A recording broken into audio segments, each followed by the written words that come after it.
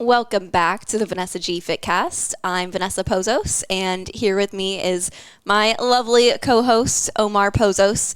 And today we're talking about belly fat Dun, dun, and dun. how stress actually contributes to belly fat. I think a lot of people are not aware of the link between stress and that unwanted body fat in our midsection.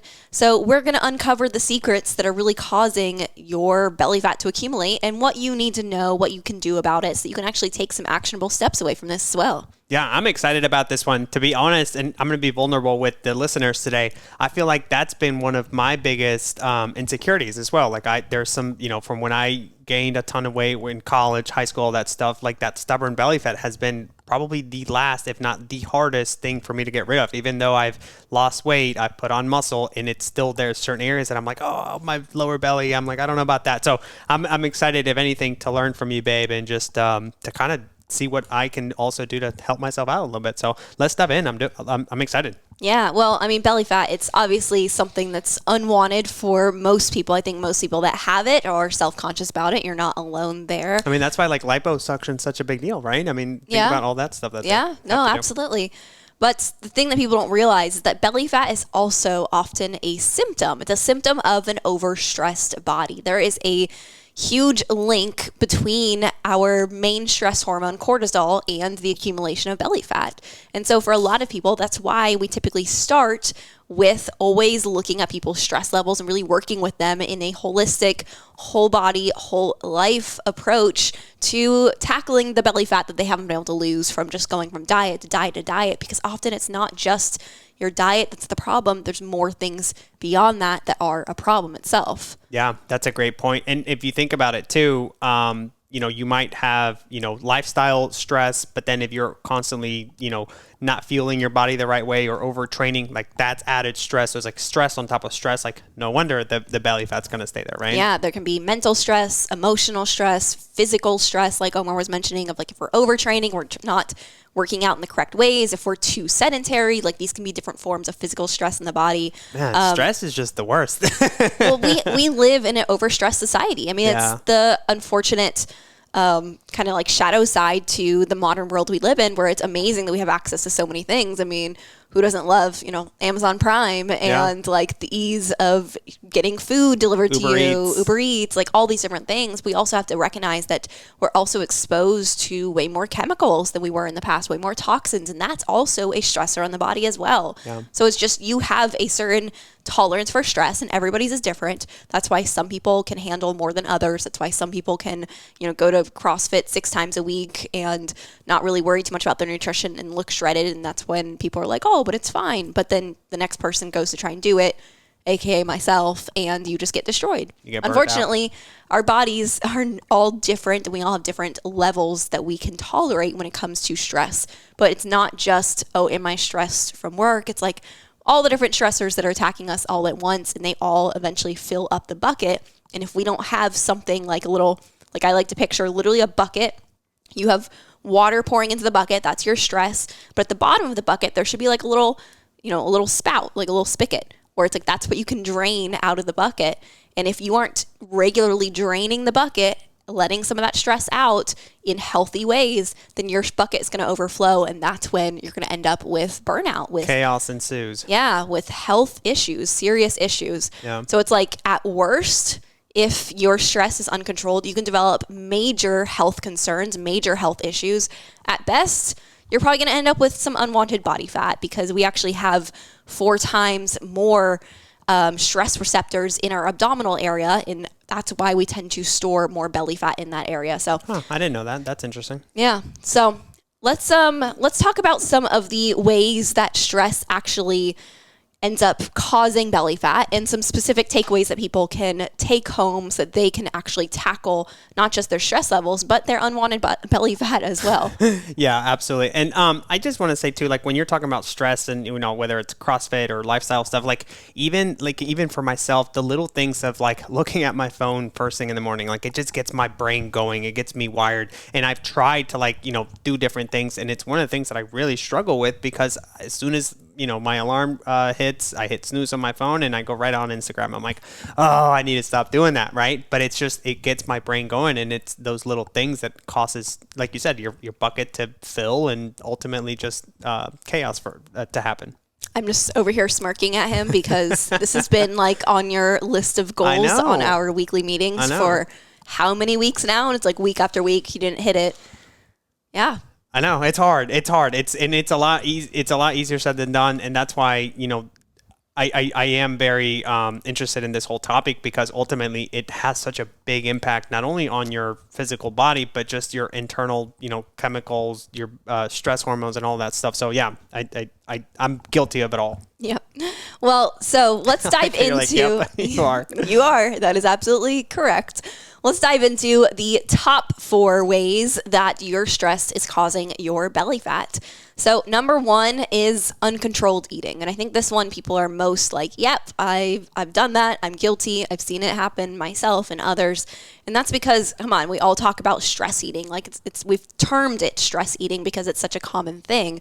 But there's actually a physiological reason why we stress eat. What's that? So like we've talked about, our number 1 stress hormone is cortisol. Yeah. So when we are releasing cortisol, you are essentially, like, cortisol has many purposes in the body. It's anti-inflammatory. It has a lot of different things that it's actually doing that are very positive. I want to make that clear, that cortisol is not bad. But one of the purposes that it has is to tell your body, to tell your tissues, your liver, to tell your body to release energy, to release stored energy, to release that glucose that your body can feel powered up, feel fueled up to essentially handle whatever the stressor is. Because we've evolved as human beings that we have this natural stress response that is protective. It is supposed to keep us in a state of survival, to where if we are suddenly being chased by a lion, a cheetah, sure, okay, we're being chased by a cheetah, then your body's going to go, oh crap, time to release that glucose, that stored sugar, that stored energy, and power this body up so that we can hit the road and run and, outrun the cheetah. GTFO out of there.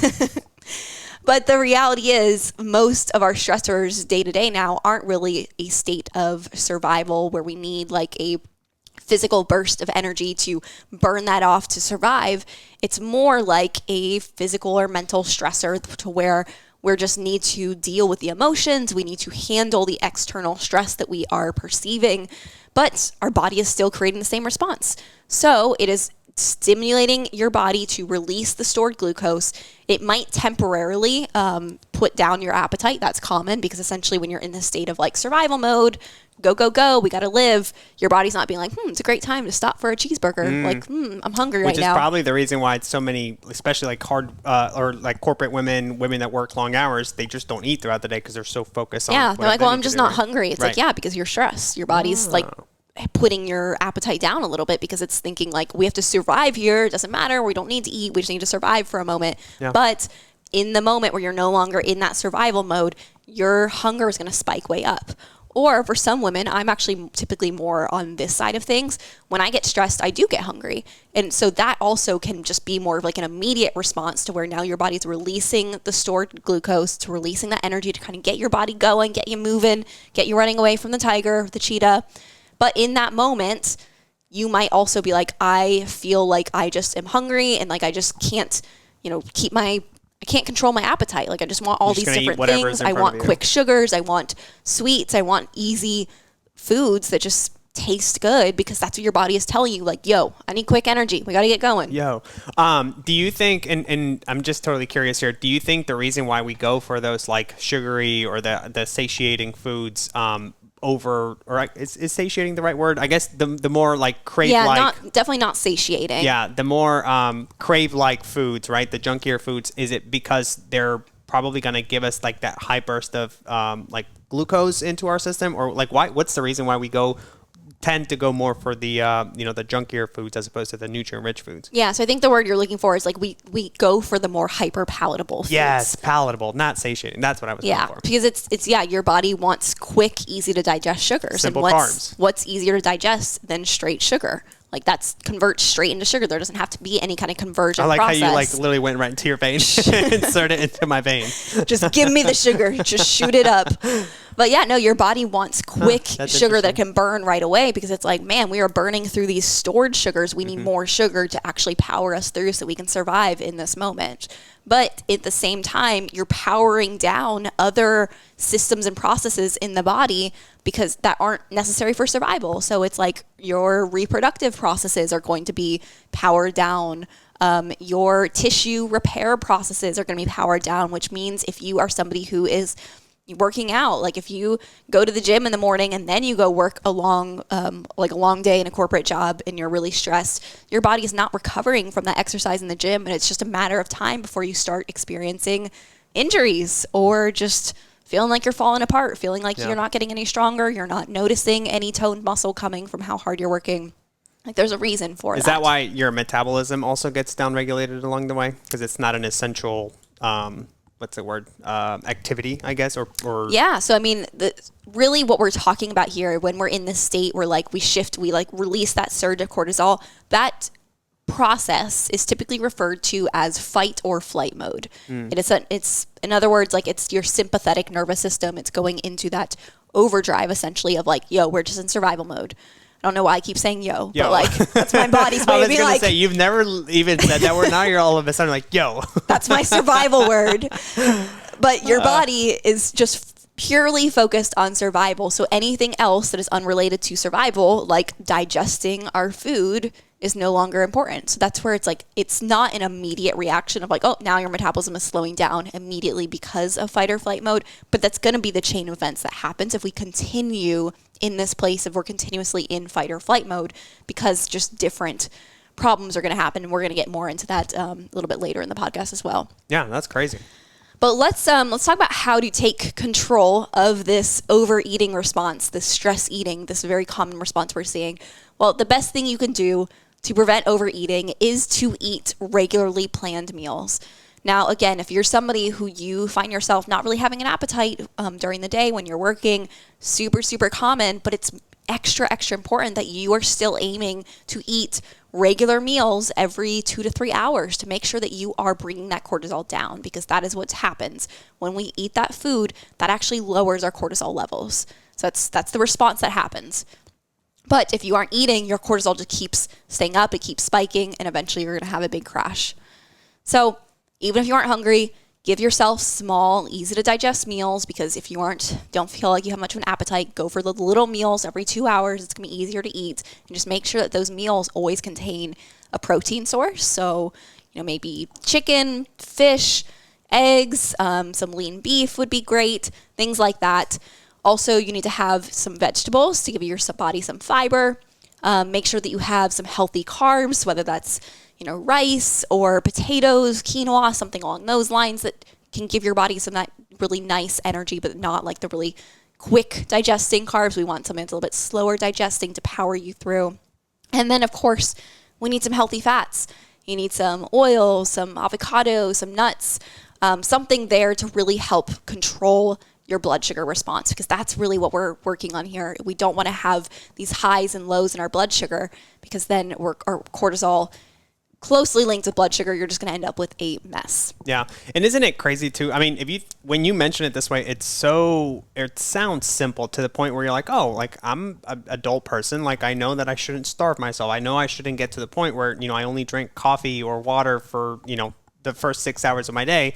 But when you talk about it and talk about all of these side effects that, the lack of eating, the lack of constant, nutrient-rich foods to your system does, you're like, oh, no wonder I feel this way. Or no wonder I get to the breaking point where like, I'm starving. I'm literally going to, inject, that sugar into my body, eat whatever I want to, because you've just been starving your body for, all morning basically, right? Yeah, essentially. And it's like you said there yourself of like, oh, like maybe I'm, this adult who I logically know I shouldn't just starve myself all day. But yet we can logically know that. But a lot of times women, especially, we have this like emotional thing where we're like, well, but if I don't eat, isn't that going to make me skinny faster? Because if I'm not eating, doesn't that mean that I'm just going to be burning my body fat away? And like, we kind of justify it without really logically thinking it through. And that's why it's important for us to educate that, like, no, that's actually not really a good strategy to lose body fat, because there's a roller coaster of processes that is happening in the body. And it is highly, highly likely that if you are, especially if you're under eating during the day, you're probably overeating at night or on the weekends. That's why you're gaining the belly fat. That cortisol is telling your body, when you do overeat, send that stored calories straight to the midsection, and let's start to accumulate some of that as stored energy for the next time our cortisol spikes. Did you just say that women are emotional? Is that what you just said? I am in my luteal phase right now. I am very emotional myself. All right, next topic. Here we go. Because I don't want to get into trouble here. You're getting canceled. I know. I'm canceling you right now. But let's move on to another one. So I would say another big reason, and this one is closely linked with number one, which was we tend to overeat, we tend to stress eat. Well, number two, that kind of falls right in line with this, is it's harder to make rational food choices. If you put me in a room where I'm starving and you put a slice of pizza or a salad, guess which one I'm going to go for? Pizza. Yeah, but I mean, also, let's say we put you in that room, and not even necessarily you being starving, but you're stressed. Which one are you going to go for?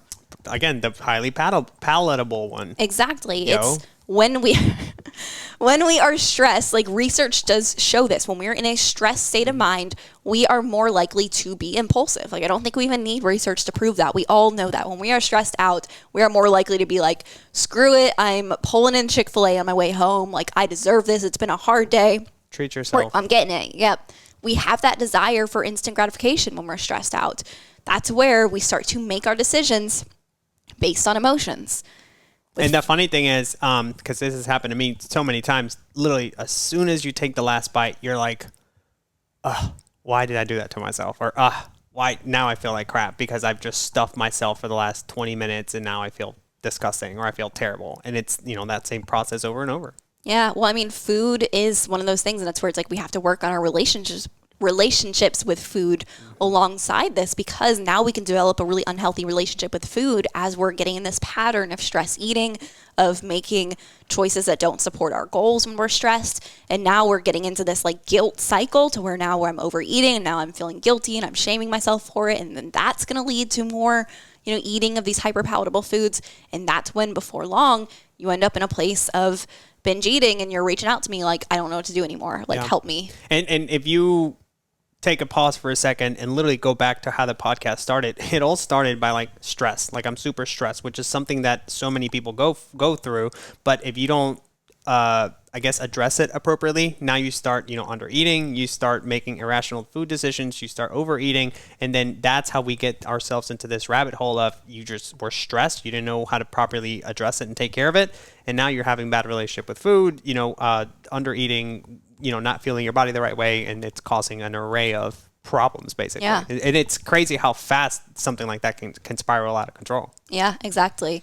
So we already said it. When you're stressed out, you tend to give in to cravings more easily. But, we kind of already mentioned this before, but why is it that we tend to reach for the simple sugars, the more palatable foods? There is a scientific reason behind that.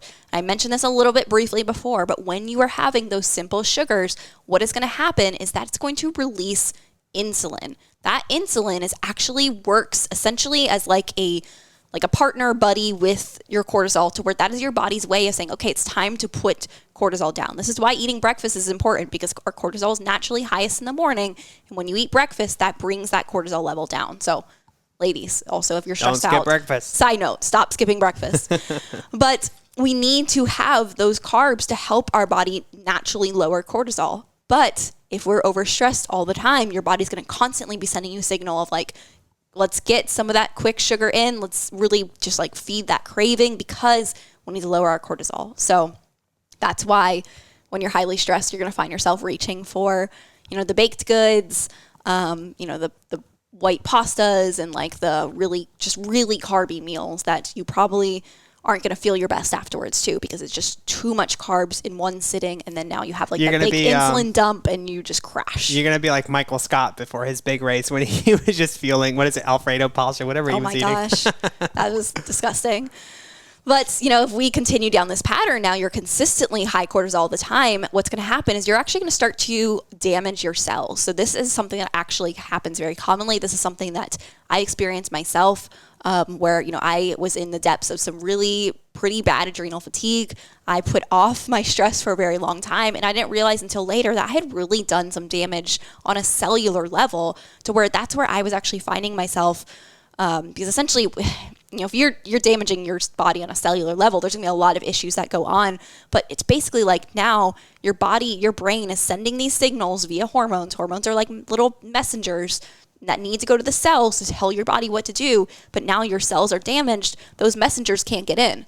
It's like our Amazon lockers at our apartment are currently down. Ugh. Very annoying because I want to order something from Amazon and have it delivered to me today via Prime. Honestly, it's probably a good thing for you, babe.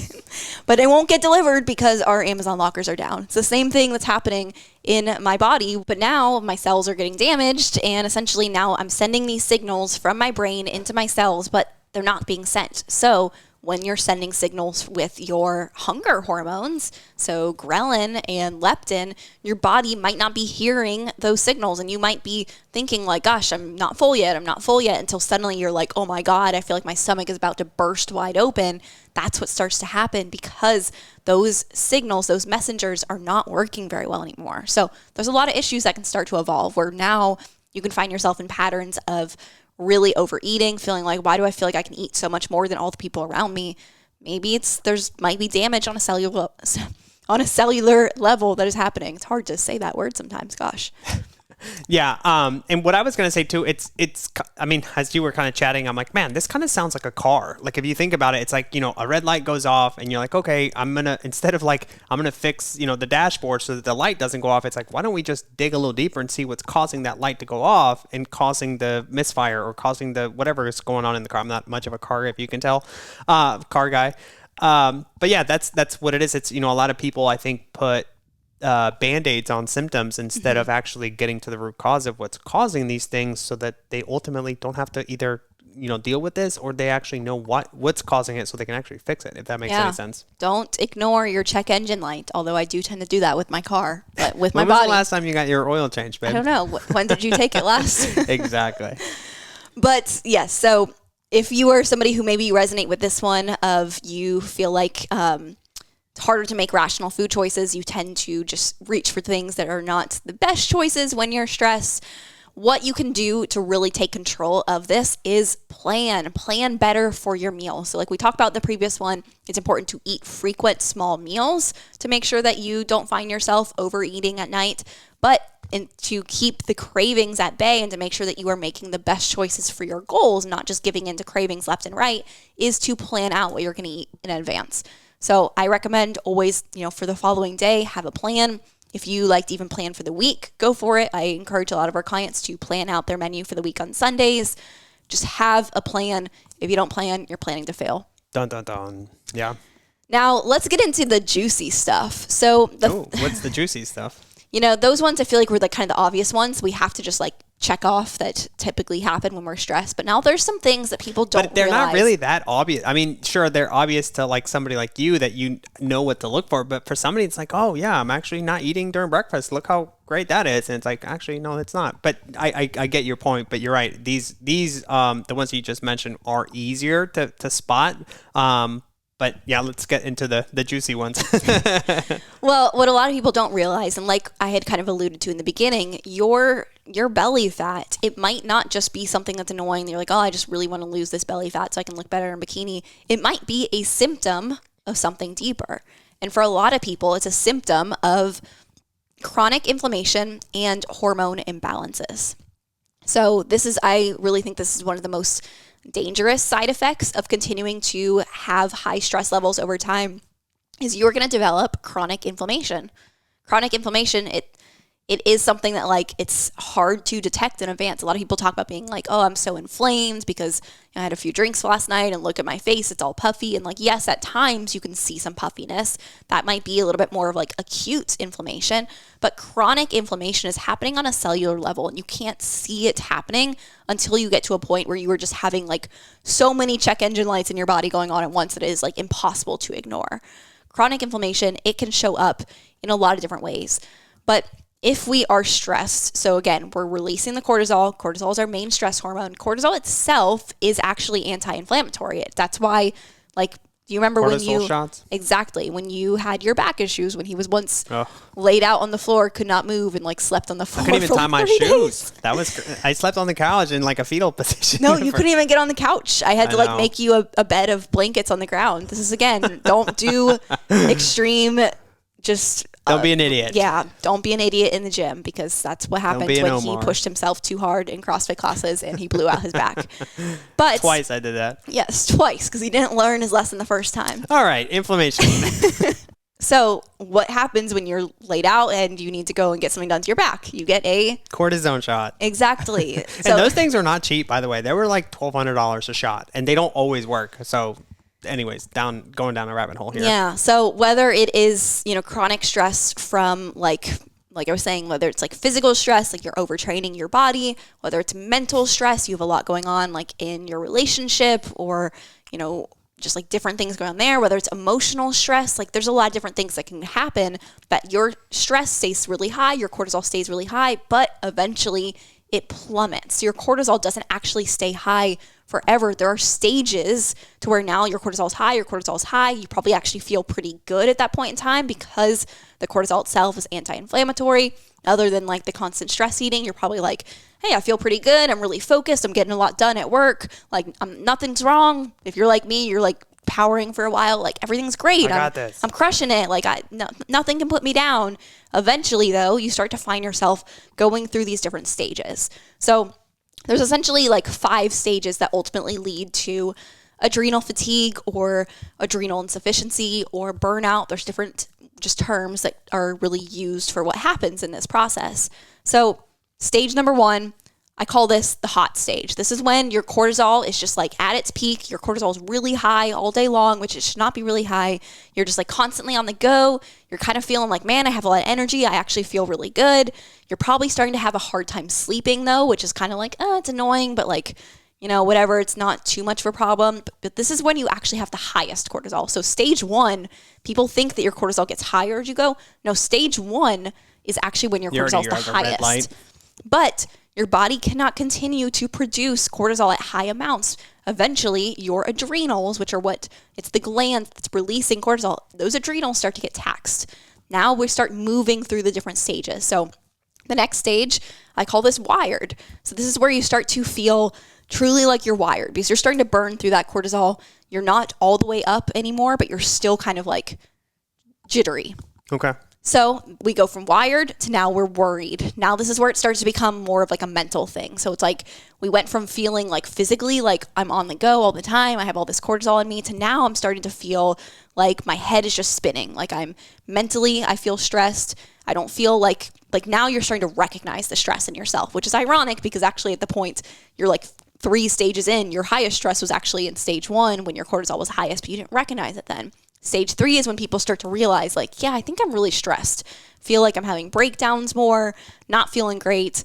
Now we're moving into even more mental. Now we're mentally fatigued. So whereas in stage 3, we were worried, we were starting to have like a lot of just spinning essentially going on. Now we move on to the next step. Now we're just feeling like we have brain fog. I was going to say, is that where the brain fog and all of the fogginess, haziness, and all that stuff kicks in? Yeah, now you start to feel like mentally you're slow. Your memory isn't what it used to be. You're just like, I just feel like I am struggling mentally. And I can remember these different stages over the course of my career where it was like I went from like, man, I'm crushing it. I am just like, we are running this business, and it was going so fast. Like we're growing. Yeah. Everything's amazing. Can you share the story that you always talk about the fact you were at a mastermind? I think you drank like 2 pots of coffee in the morning or something crazy like that. I was dying. This is when I got into, this was stage 5 for me. So this was like.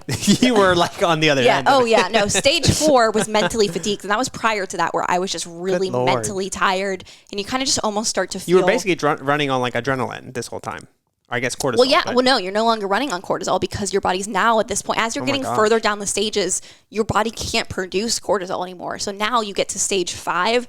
That's when you are just straight up fatigued. You are tired, physically and mentally. Now it's like you need the coffee more than ever, but the coffee seems to do nothing for you anymore. And you're just like, I feel like I'm starting to get depressed. Like, it's super common to feel depressed in this stage. I know I did.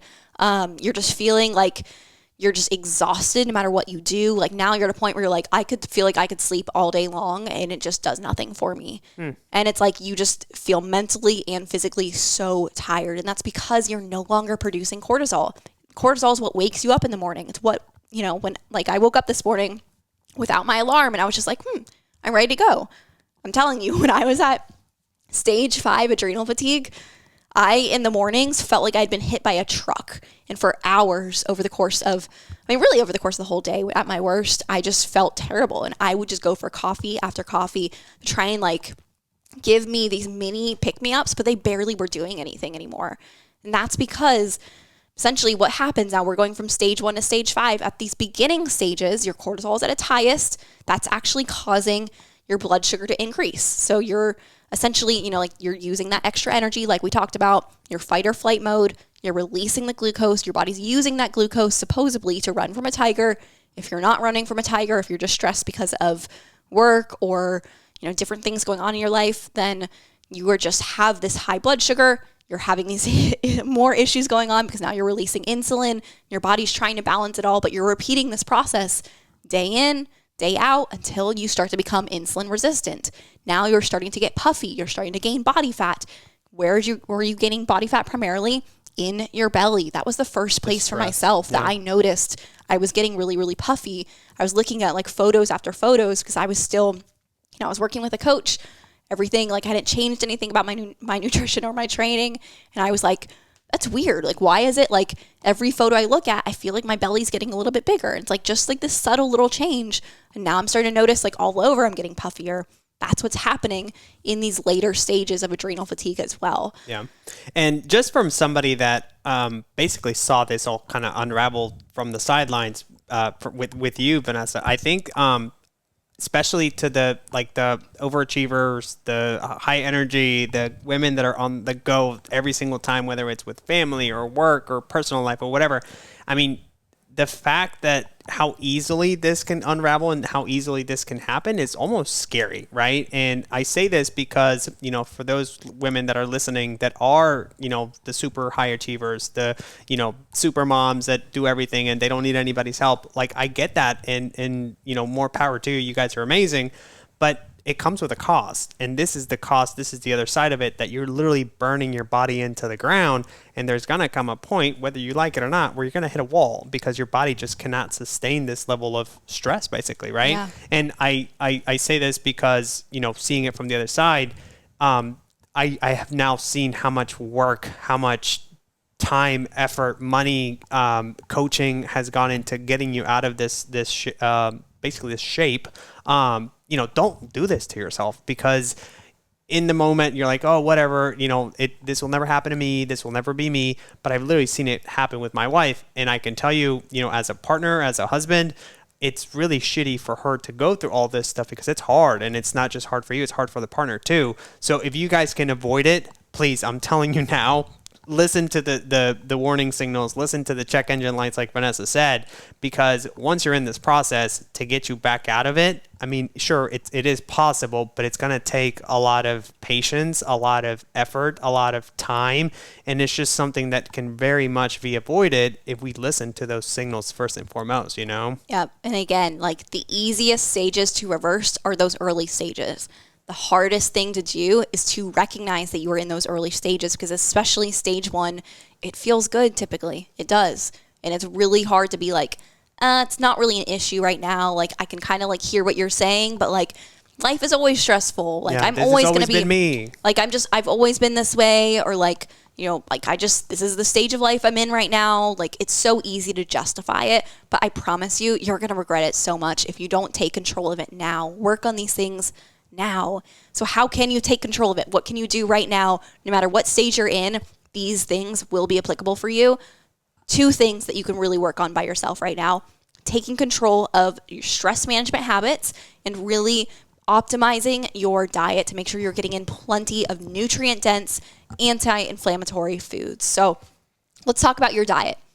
again, like I always want you to have balance, but I really would encourage you to aim for like 90% nutrient dense whole foods and making sure you're eating enough. This is when you absolutely need to be eating at or above maintenance calories. If you don't know what your maintenance calories are, shoot me a message and I'll help you figure it out. We have plenty of trainings on this, but we need to be eating plenty of food because especially when your adrenals are getting fatigued, they need a lot of nutrients. They are burning through a lot of vitamins and minerals. And that's when now your stores, your vitamin and mineral stores are getting depleted.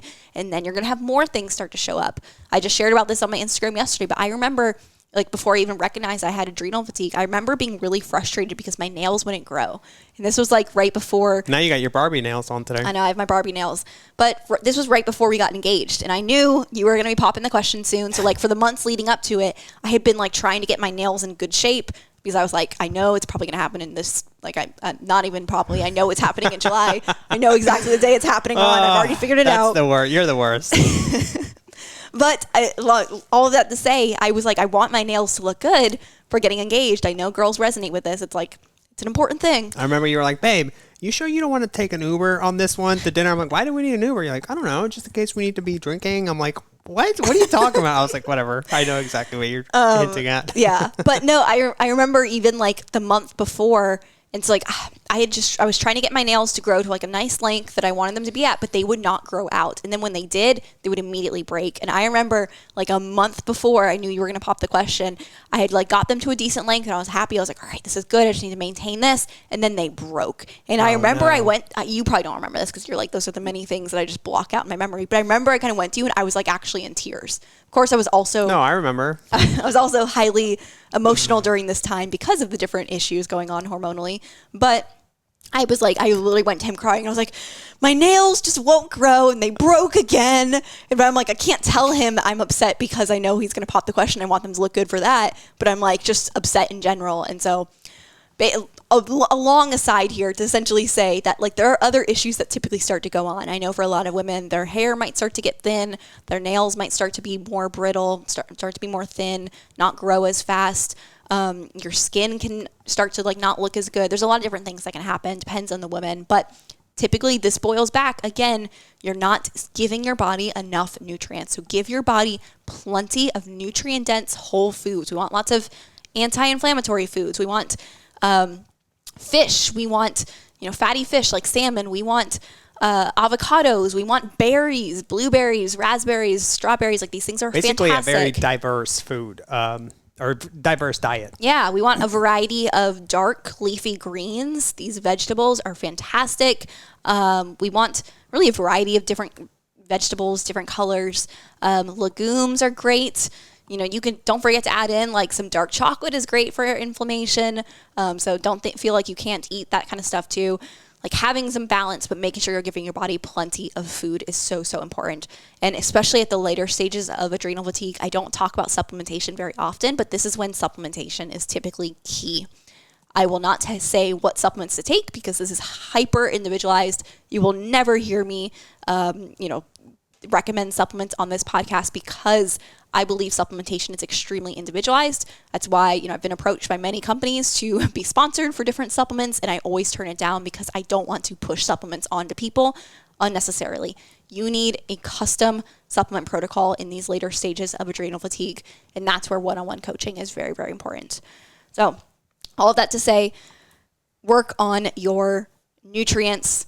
Don't turn to coffee like I did. Don't ignore the warning signals. A lot of us turn to coffee instead of food. I've been there, so I can speak from experience, but don't do it because it's only going to make your issues worse because the coffee is now just stimulating your adrenals and it's just taxing them faster and you're just going to move through those different stages even faster.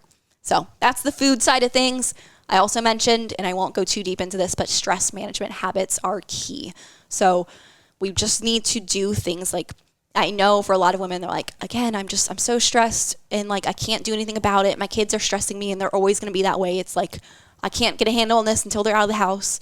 Like, yes, you can. There are always things within your control. You have the power to help make sure your brain is not sending that constant signal of releasing more cortisol. Things like deep breathing, meditation, journaling, yin yoga, journaling, drawing, calling a friend, like regular, gentle physical exercise, these things are important for helping bring stress levels down. Yeah. And can I say one last thing too is, I know you said, a lot of people are like, oh, I can't do this. I don't have time. I can't afford this. I think the reality of it is you can't afford not to have time. You can't afford not to invest in this stuff. It's only going to get more expensive the worse not even that. Off. Like, think about okay, sure, you're doing all this stuff for your family. What happens when you're so tired and your resources are so depleted that somebody needs to take care of you? What happens at that point? Or what happens if you end up in the hospital? If it gets any worse, it's it doesn't matter, if you're in the hospital, you're still not going to be able to do the stuff you do now. So you might as well take action on it now, do the due diligence that you need to do it now so that you don't end up in the worst position, right? Or end up a severe case of, some of these things here. Yeah. Exactly. It's just my 2 cents. Well, the final reason or the final really just way I wanted to emphasize that you are contributing to more belly fat by leaving your stress unchecked is disrupted sleep and insomnia. So I've mentioned this a couple times now that especially in those early stages, you're going to have really high cortisol. That cortisol is absolutely going to affect your sleep. Cortisol does work in tandem with melatonin of telling your body when to be awake and when to go to sleep. In the morning, your cortisol is highest because that's what wakes you up. Over the course of the day, in a healthy person, cortisol is slowly going down and melatonin is slowly going up. So that when you get to the end of the day, your body knows now it's time to go to sleep. In an unhealthy person, in an overstressed person, your cortisol stays high, and now you're finding yourself at night having that wired and tired feeling where you're I'm tired, but then I got into bed and I just laid there and I felt like I couldn't go to sleep. And I tossed and turned and I couldn't go to sleep. Or maybe I finally fell asleep and then I woke up at 2 or 3 a.m. and couldn't go back to sleep. That is wired and tired. That is a symptom of a cortisol imbalance. And that is absolutely going to lead to body fat accumulation for many reasons. Yeah. And the other thing too is, as you're starting to mention all these patterns, all these things, all of these symptoms, I'm there's so much that goes on and there's so much that you need to know on how to navigate this stuff. I'm telling you, you guys, save yourself some time, save yourself headaches, save yourself money, invest in somebody that knows how to do this stuff, whether it's us or somebody else. Just let an expert take care of this stuff because, like you said, Vanessa, it's not a one size fits all. Everybody has a different approach. Everybody needs different help at the end of the day, Exactly. You really need an individualized approach with this stuff. It's so important because every body is different. Remember what I said in the beginning?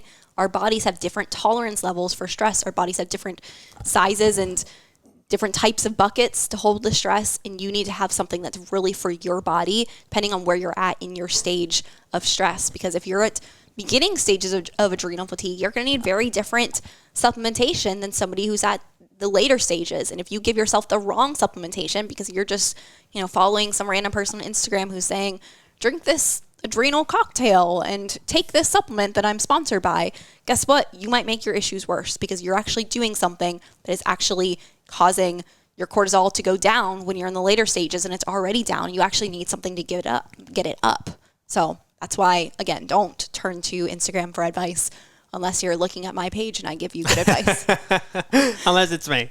But again, back to what we were saying, the disrupted sleep, the insomnia, this is going to lead to body fat because, and I don't want to get too into the weeds of the science here because I know I've already done a lot of that on this episode, but essentially what happens is if your sleep is disrupted, you are going to end up with losing insulin sensitivity and essentially you're not as tolerant to glucose the next day. What that means is now, again, you're going to find yourself craving those hyperpalatable foods. I feel like we've all been there. When you're low on sleep, you typically find yourself reaching for 100%. Yeah, you have a little bit more of the munchies. That's normal. There are studies that have been done that show that people tend to eat 300 more calories per day on days that their sleep is disrupted.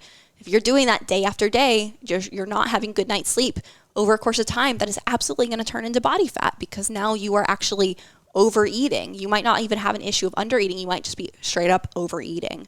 So if you want to take back control here, it really starts with basic sleep hygiene habits.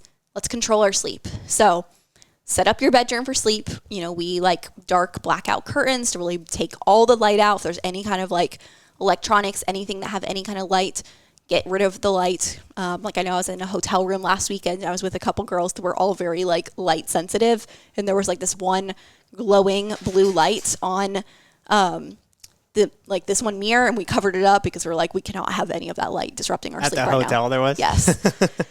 Definitely turn off electronics before bed. I know you want to watch Netflix before bed. I get it. I'm the same way. I like to watch little shows before bedtime, but it is going to disrupt your sleep. So if you're going to do so, at least wear some blue light blockers.